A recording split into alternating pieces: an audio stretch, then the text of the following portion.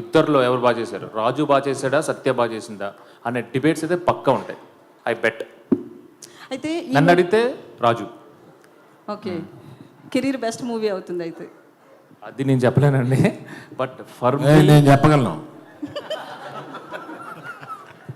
Yeah, Arvind గారు చెప్పారంటే నేను చెప్పినట్టే. చందు గారు సార్ ఇక్కడ ఈ సినిమా కోర్ పాయింట్ చూస్తే రోజా సినిమా లాగా ఆ ఫార్మాట్లో ఉంటుందనే ఫీల్ అయితే ప్రమోషనల్ కంటెంట్తో అనిపించింది. ఎంతవరకు అలా రిలేట్ అవుతారు ఆడియన్స్? సూపర్ అండి. ఒక పాయింట్ అంటే రోజా లాగా మణిరత్నం గారి ఫిలింలా అనిపించింది అంటే I'm blessed, I'm super happy. But అందులో ఉన్న ఎమోషన్స్ కూడా ఉండి అంతకు మించి కూడా ఉంటాయండి. బనివాస్ గారు సార్, ఈ సినిమాలో సెకండ్ హాఫ్లో మాకు తెలిసిన ప్రకారం పాకిస్తాన్లో జరిగే ఎపిసోడ్స్ ఈ సినిమాకి హైలైట్స్. సో ఆ సీన్స్ అక్కడ రియల్ ప్లేస్లో చేశారా?